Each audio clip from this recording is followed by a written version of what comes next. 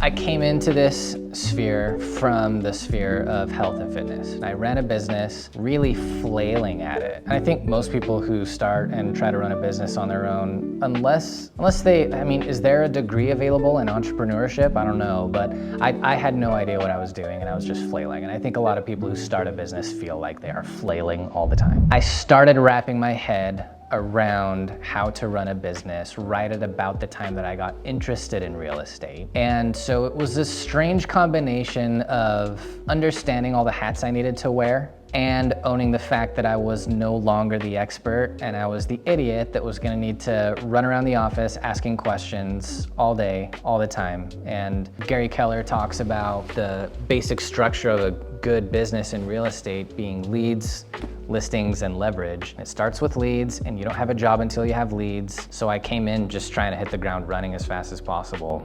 Yeah, and importantly, combined running the right play, thank you, Gary Keller, with the humility of knowing that I was no longer an expert and needed a bunch of people around me who were smarter than me. I was a little bit smart and a whole lot lucky in coming to this market center because I knew 2 agents here and I knew that they were successful and I knew that they were gonna be open to me coming to them asking questions. If my database is going to grow, it's not going to grow at the rate that I want it to grow if I'm just reaching out to my SOI. And I think a lot of people want to get comfortable in a business that just is referral based. Whenever I hear an agent say, I just do business based on referrals, I feel like, so you're not doing any work.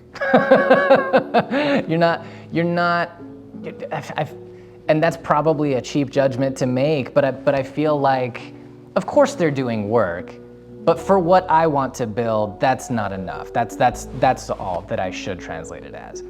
So I've been doing a lot more cold outreach, a lot more door knocking, and you know, as people who knew that I went into real estate are asking me now, how's real estate? How's your business? And they're asking with like the undertone of, because it's been rough in real estate the last couple of years, right? My answer has been along the lines of like, if I had been in this business for a decade, I would feel that difference a lot more, I think. But the fact that I got in right before the crunch started means I didn't know really what to expect, and I was still in the process of building my business from nothing. So I think that puts me in a position to still be able to grow if I come into the business with a growth mindset. If I was a well-oiled machine with a team, I think I would have felt that crunch in the housing market a lot more dramatically. But I think just the fact that I was early and a headspace of I've got to grow, I think that was part of why. Going from knocking on a door to being like, hey, I'm a realtor in your neighborhood. Can I do anything for you, right? Just being lost when someone answers the door, to carrying the conversation to who might you know, carrying the conversation to what can I help you with, carrying the conversation to can I get a way of contacting you, and then carrying that to now they're in my database and I can reach out to them. In Keller Williams, there's a model and I'm like, just follow the model. You know? But yeah, I've just plugged them into ready set systems that give me a heads up on my CRM that say reach out to this person today, right? And so it's a combination of phone calls, texts, emails. It's the basics, and you know, we call it the 33 touch. I don't know exactly how many touches I have people set up for. It's 35-ish, whatever it is, but yeah. So you're inviting them to things. Right, this market center does 4 client events every year, so that's 4 phone calls to invite people to things. I'm constantly creating, every Monday I make a market update. It's just like 5 minutes long. I can send that to my people to be like, here's exactly what our market looks like right now. Okay, we want leads. We can either prospect or market, and we should be doing both. Social media is the only form of marketing you can do that is free. You still need to put time and effort into it so that you make quality content. If I'm looking for leads, which I am, then I need to be prospecting and marketing, and this is free marketing. So and importantly, on social media and almost in no other form of marketing, I can immediately have feedback on how worthwhile and educational and helpful people find my content. And I can immediately tweak it to make it better, to make it whatever people are going to be interested in seeing, right? So with social media, you get that immediate feedback. If I want a pillar of lead generation that's free and that my potential clientele has a way of telling me what they want to see, then you're making content on social media. I did not jump on making social media knowing what I was doing at all. So it's been a learning curve for sure, and the learning curve continues. The expectation can't be, I'm gonna make these videos, or I'm gonna pay somebody to help me make videos, and I'm gonna put those videos out either way for a month, 2 months, 3 months, and I'm gonna start getting leads. That can't be your expectation. But you do start getting leads if you tune into doing it well. And how long did it take me of consistently making content before I started getting leads because people were seeing my content? Maybe a year. And that might be because I sucked at making the content initially, which I'll own that I did. But like, you should just own the fact that if you're not like a pro social media marketer, then you're probably gonna suck at it when you start, and it's a learning curve, and if you just double down and figure out how to get good at it. I think you've got to be on social media because whoever your sphere of influence is, that they follow you or your friends on Facebook, and they're connected with you on Instagram, and they may or may not know whatever else you're doing. But if they know you're a real estate agent and they never see anything about real estate from you on social media, then they're probably not doing that well. That might not even be true, right? Like, you could be doing really well right now, but if they never see you on social media, then you're not taking up the mind share in their brains for excellent realtor that I want to go to when I need realtor stuff, right? I could be really struggling in my business, but making consistent content, and my friends will be like, "You're crushing it, aren't you?" Just because they see my content consistently. And that keeps me top of mind for them, and that's exactly what you want. And I've also had times where, actually not in real estate, but in the field that I came from prior to coming in this, when I was still flailing around trying to make a business work in the health and fitness sphere, there would be times where I wasn't making any content and doing well, and people would be like, "It must be really hard for you right now. You're struggling, aren't you?" And that was an assumption they made because I wasn't present on social media. They weren't seeing what I was doing or the value that I was giving. So a lot of reasons to be present on social media, I think, and to be consistent about it, and just own the fact you're gonna suck and just rock that learning curve. The biggest lesson I've learned in the last few years is probably pretty just personal and specific to me. I don't know how relatable this will be. It'll be relatable to people with personalities like mine. We were just saying this before we started this video. I have kind of an accountant personality. Spreadsheets are great, numbers are great, facts are great, right? And emotion is not my wheelhouse. I have them, but I tend not to emote. That can make me come across as pretty cold. And particularly when I'm dealing with first-time home buyers, which I love to do because I love educating people, and I love taking people by the hand and walking them through a process so that they feel comfortable with it.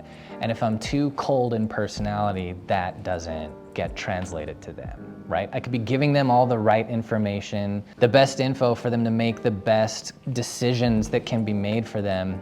It was a hard lesson to learn because I had a client who was moving here from California. They were renting in California, they were gonna buy here, and we spent quite a while looking at homes, and they were just unsure and didn't know how they felt about things and really scared. And I got this talking about them, or talking with them, like a year after the fact. The term of our agreement to work together, the term of our buyer-broker agreement expired, and like that week they called me and said, "Hey, we found this other realtor. We really like her. You haven't done anything wrong, right? But we're gonna go work with this other realtor." And I was like, and it was my first year. I had gone 100% into real estate, both feet. I didn't have any other income coming in. It felt really tight, and I was really frustrated. I sat I kept in touch with him, and I sat down with this couple like a year later, just took them out to lunch. And I was like, guys, tell me what I could have done better. Because obviously there was something I could have done better. And they were like, well, we met this other one, and she was just like, she was really tuned into how we felt about everything. They said that she checked in with them constantly on how they were feeling about this decision, that decision, where I had really come across as like, let's go, make up your freaking mind, like, do the thing. And it's because I can come across as cold. To check in with how people are feeling about the biggest, most important purchase of their lives, and to do that often, for me to make the special effort to come across as a little more warm, a little bit more of a people person instead of a spreadsheet numbers person, that has been the biggest lesson that I have learned in real estate. I'm most looking forward to laying a pattern of breaking a certain like number of transactions per month, hiring a buyer agent, and moving on. Well, having a plan for the year ahead, having it written down, and having a place to keep myself accountable.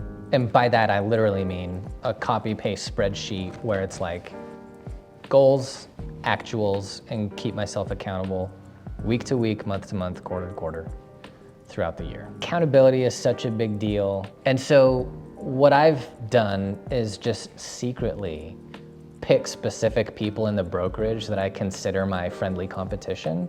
And I'm looking, since we're a market center that publishes every month where everybody's standings are in terms of what they're bringing in, it's a way for me to, in a friendly, competitive way, keep myself accountable to the goals that I've set for myself in a fun, sort of gamified way. And the other people don't even know they're in the game. That's not true. One of them told me that she considered me friendly competition. I was like, oh, check that out. And I like opened my business plan and showed her her name. There's been umpteen studies done that show like when you sit next to somebody in the office who's negative, it has a more dramatic negative effect than when you sit next to somebody in an office that is positive. They have a positive effect, but the negative is more dramatic. So it becomes really, really important to surround yourself in your business, if you're trying to grow, with people who are trying to grow. And it's the kind of people that Keller Williams, this market center, wants to attract. When it gets hard, good. Now you know what to do better. And if you're coming into real estate thinking it's gonna be easy, you're coming into the wrong gig. If you're coming into business thinking it's gonna be convenient, you shouldn't be an entrepreneur. Take every difficulty as a ramp instead of a roadblock. Have the last couple years been hard? 2022 interest rates start ramping up, you know? Somehow our buyer's market has been resilient enough that average home prices have continued to go up anyway, so now we're dealing with record high prices and in recent history, record high interest rates, and it's hard. There's just less activity happening, but good. How do I get better at it like this, right? So that, as Gary Keller says, this is the time to double down, really figure it all out, get good, so that when the market turns more favorable, you've got your unfair share of the market, as he says, right?